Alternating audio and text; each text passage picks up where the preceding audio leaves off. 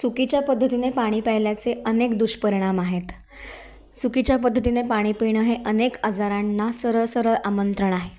आजकाल आपण बघतोच आहोत की वाढतं किडनी फेल्युअरचं प्रमाण, स्किन डिसऑर्डर्सचं प्रमाण, दमा, अस्थमासारखे विकार, ॲसिडिटी, कॉन्स्टिपेशनसारख्या डायजेस्टिव्ह कंप्लेंट्स या सगळ्यामागचं कारण चुकीच्या पद्धतीने पाणी पिणं हे असू शकतं.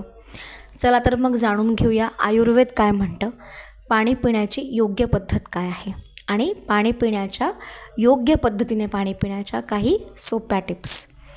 टिप नंबर 1, पाणी पिताना हे नॉर्मल मातीच्या भांड्यामध्ये साठवून ठेवावं.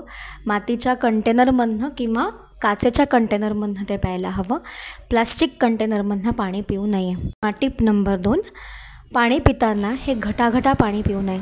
अतिशय सावकाशीने पाणी पिणं गरजेचं आहे, कारण पाणीसुद्धा पचवावं लागतं. पाणी पचवण्याचीसुद्धा एक प्रॉपर प्रोसेस होते आणि घटाघटा पाणी प्यायलं तर पाणी हवं तसं पचत नाही. पॉईंट नंबर 3, पाणी पिताना ते वरनं पिणं गरजेचं आहे.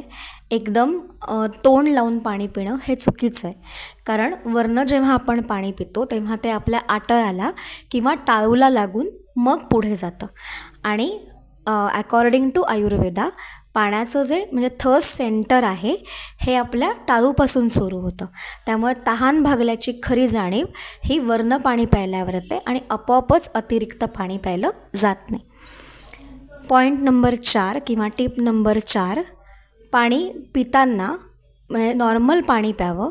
कोणत्याही प्रकारचं alkaline water, black water, baking soda घालून किंवा ॲपल सिडार व्हिनेगर घालून पाणी पिऊ नये.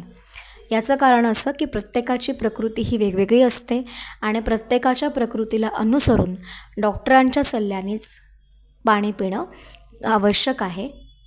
पॉईंट नंबर 5, पाणी हे शक्यतो प्युरिफायर वापरताना मिनरल बूस्टर प्युरिफायर वापरावे.